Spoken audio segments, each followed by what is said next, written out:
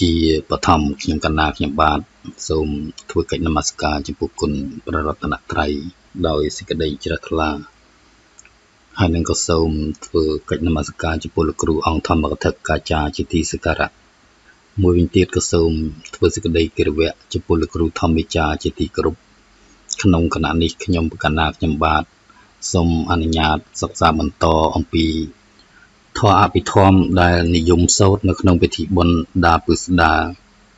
ដែលជាមេទី2គឺមេវិភាំងហើយក៏ជាវគ្គទី2ដែលស្ដីអំពីវេទនាខណ្ឌនៅបេដកលេខ80ត្រង់ទំព័រ4ឃ្នាប8ដល់ឃ្នាប13បណ្ដាខណ្ឌទាំងនោះវេទនាខណ្ឌតើដូចម្ដេចវេទនាណាមួយជាអតីតអនាគតបច្ចុប្បន្នដែលជាអចតវេទនាក្តីពហិទ្ធាវេទនាក្តីឱឡារិកវេទនាក្តីសុខុមវេទនាក្តីហីនវេទនាក្តីបណិតវេទនាក្តីទូរេវេទនាក្តីសន្តកេវេទនាក្តីនេះហៅថាវេទនាខណ្ឌព្រោះប្រមូលរួបរวมនៅវេទនាទាំងអស់នោះក្នុងទីជាមួយគ្នាបណ្ដាវេទនាទាំងនោះវេទនាជាអតីតតើដូចម្ដេចវេទនាណាកន្លងទៅរលត់ទៅប្រះទៅប្រែប្រួលទៅអស់ទៅបាត់បង់ទៅកើតហើយប្រះទៅវិញជាអតីតសង្គ្រោះដោយចំណែកជាអតីតបានដល់សុខវេទនាទុក្ខវេទនាអទុក្ខមសុខវេទនានេះហៅថាវេទនាជាអតីតបណ្ដាវេទនាទាំងនោះវេទនាជាអនាគតតើដូចម្ដេចវេទនាណាមិនទាន់កើតមិនទាន់មានមិនទាន់ដុះដាលមិនទាន់វិលមកមិនទាន់ត្រឡប់មកមិនទាន់ប្រកបមិនទាន់លេចឡើងមិនទាន់ដុះឡើងមិនទាន់តាំងឡើងមិនទាន់ស្ទុះឡើងជាអនាគតសង្គ្រោះដោយចំណែកជាអនាគតបានដល់សុខវេទនាទុក្ខវេទនាអទុក្ខមសុខវេទនានេះហៅថាវេទនាជាអនាគតបណ្ដាវេទនាទាំងនោះវេទនាជាបច្ចុប្បន្នតើដូចម្ដេចវេទនាណាកំពុងកើតកំពុងមានកំពុងដុះដាលកំពុងវិលមកកំពុងត្រឡប់មកកំពុងប្រកបកំពុងលេចឡើងកំពុងដុះឡើងកំពុងតាំងឡើងកំពុងស្ទុះឡើងជាបច្ចុប្បន្នសង្គ្រោះដោយចំណែកជាបច្ចុប្បន្នបានដល់សុខវេទនាទុក្ខវេទនាអទុក្ខមសុខវេទនានេះហៅថាវេទនាជាបច្ចុប្បន្នបណ្ដាវេទនាទាំងនោះអចតវេទនាតើដូចម្ដេចវេទនាណាប្រព្រឹត្តទៅខាងក្នុងអាស្រ័យខ្លួនកើតចំពោះខ្លួនជាវេទនារបស់បុគ្គលម្នាក់ម្នាក់ដែលឧបាទានគួចកាន់មមរបស់សត្វទាំងឡាយនោះបានដល់សុខវេទនាទុក្ខវេទនាអទុក្ខមសុខវេទនានេះហៅថាអចតវេទនាបណ្ដាវេទនាទាំងនោះពហិទ្ធាវេទនាតើដូចម្ដេចវេទនាណាប្រព្រឹត្តទៅខាងក្រៅអាស្រ័យខ្លួនកើតចំពោះខ្លួនជាវេទនារបស់បុគ្គលម្នាក់ម្នាក់ដែលឧបាទានគួចកាន់មមរបស់ពួកសត្វដតីរបស់ពួកបុគ្គលដតីនោះបានដល់សុខវេទនាទុក្ខវេទនាអទុក្ខមសុខវេទនានេះហៅថាពហិទ្ធាវេទនាបណ្ដាវេទនាទាំងនោះឱឡារិកវេទនានិងសុខុមវេទនាតើដូចម្ដេចវេទនាជាអកុសលហៅថាឱឡារិកវេទនាវេទនាជាកុសលនិងអព្យាក្រឹតហៅថាសុខុមវេទនាវេទនាជាកុសលនិងអកុសលហៅថាឱឡារិកវេទនាវេទនាជាអព្យាក្រឹតហៅថាសុខុមវេទនាវេទនាជាទុក្ខហៅថាឱឡារិកវេទនាវេទនាជាសុខផងមិនមែនទុក្ខមិនមែនសុខផងហៅថាសុខុមវេទនាវេទនាជាសុខនិងទុក្ខហៅថាឱឡារិកវេទនាវេទនាជាអទុក្ខមសុខហៅថាសុខុមវេទនាវេទនារបស់បុគ្គលអ្នកមិនមានសមាបត្តិហៅថាឱឡារិកវេទនា វេទនារបស់បុគ្គលអ្នកមានសមាបត្តិហៅថាសុខុមវេទនាវេទនាប្រកបដោយអាសវៈ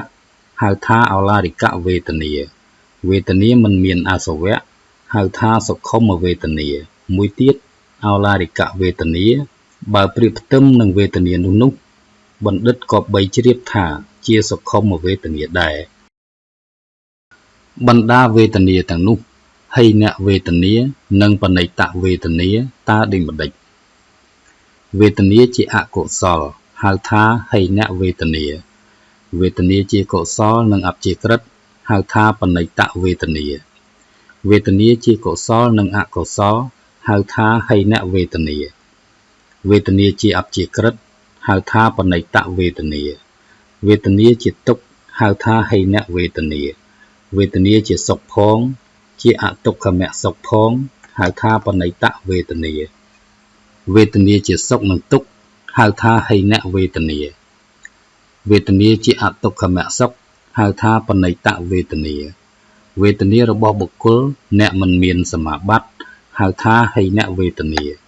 វេទនារបស់បុគ្គលអ្នកមានសមាបត្តិហៅថាបណិតវេទនាវេទនាប្រកបដោយអាសវៈហៅថាហីនវេទនាវេទនាមិនមានអាសវៈហៅថាបណិតវេទនាមួយទៀតហីនវេទនាបើប្រៀបផ្ទឹមនឹងវេទនានោះបណ្ឌិតក៏បីជ្រាបថាជាបណិតវេទនាដែរបណ្ដាវេទនាទាំងនោះទូរេវេទនាតើដូចម្ដេចវេទនាជាអកុសលឆ្ងាយអំពីវេទនាជាកុសលនិងអព្យាក្រឹតវេទនាជាកុសលនិងអព្យាក្រឹតឆ្ងាយអំពីវេទនាជាអកុសលវេទនាជាកុសលឆ្ងាយអំពីវេទនាជាអកុសលនិងអព្យាក្រឹតវេទនាជាអកុសលនិងអព្យាក្រឹតឆ្ងាយអំពីវេទនាជាកុសលវេទនាជាអព្យាក្រឹតឆ្ងាយអំពីវេទនាជាកុសលនិងអកុសលវេទនាជាកុសលនិងអកុសលឆ្ងាយអំពីវេទនាជាអព្យាក្រឹតវេទនាជាទុក្ខឆ្ងាយអំពីវេទនាជាសុខនិងអទុក្ខមសុខវេទនាជាសុខនិងអទុក្ខមសុខឆ្ងាយអំពីវេទនាជាទុក្ខវេទនាជាសុខឆ្ងាយអំពីវេទនាជាទុក្ខនិងអទុក្ខមសុខវេទនាជាទុក្ខនិងអទុក្ខមសុខឆ្ងាយអំពីវេទនាជាសុខវេទនាជាអទុក្ខមសុខឆ្ងាយអំពីវេទនាជាសុខនិងទុក្ខវេទនាជាសុខនិងទុក្ខឆ្ងាយអំពីវេទនាជាអទុក្ខមសុខវេទនារបស់បុគ្គលអ្នកមិនមានសមាបត្តិឆ្ងាយអំពីវេទនារបស់បុគ្គលអ្នកមានសមាបត្តិវេទនារបស់បុគ្គលអ្នកមានសមាបត្តិឆ្ងាយអំពីវេទនារបស់បុគ្គលមិនមានសមាបត្តិវេទនាប្រកបដោយអាសវៈឆ្ងាយអំពីវេទនាមិនមានអាសវៈវេទនាមិនមានអាសវៈឆ្ងាយអំពីវេទនាប្រកបដោយអាសវៈនេះហៅថាទុរេវេទនាបណ្ដាវេទនាទាំងនោះសន្តិកេវេទនាតើដូចម្ដេចវេទនាជាអកុសលតាំងនៅក្នុងទីចិត្តនៃវេទនាជាអកុសលវេទនាជាកុសលតាំងនៅក្នុងទីចិត្តនៃវេទនាជាកុសលវេទនាជាអព្យាក្រឹតតាំងនៅក្នុងទីចិត្តនៃវេទនាជាអព្យាក្រឹតវេទនាជាទុក្ខតាំងនៅក្នុងទីចិត្តនៃវេទនាជាទុក្ខវេទនាជាសុខតាំងនៅក្នុងទីចិត្តនៃវេទនាជាសុខវេទនាជាអទុក្ខមសុខតាំងនៅក្នុងទីចិត្តនៃវេទនាជាអទុក្ខមសុខវេទនារបស់បុគ្គលមិនមានសមាបត្តិតាំងនៅក្នុងទីចិត្តនៃវេទនារបស់បុគ្គលមិនមានសមាបត្តិវេទនារបស់បុគ្គលមានសមាបត្តិតាំងនៅក្នុងទីចិត្តនៃវេទនារបស់បុគ្គលមានសមាបត្តិវេទនាប្រកបដោយអាសវៈតាំងនៅក្នុងទីចិត្តនៃវេទនាប្រកបដោយអាសវៈវេទនាមិនមានអាសវៈតាំងនៅក្នុងទីចិត្តនៃវេទនាមិនមានអាសវៈនេះហៅថាសន្តិកេវេទនាមួយទៀតទុរេវេទនាបើប្រៀបផ្ទឹមនឹងវេទនានោះបណ្ឌិតក៏បីឃើញថាដោយសន្តិកេវេទនាដែរការអានស្ដីអំពីវេទនាខណ្ឌនៅបេដកលេខ80ជាមេវិភាំងដែលជាមេទី2ក្នុងធម៌អភិធម្មទាំង7 នៅទំព័រទី4គ្នា8ដល់13របស់ខ្ញុំបកណាខ្ញុំបាទក្នុងគណៈនេះក៏ដល់ទីបញ្ចប់បាទសូមអរគុណ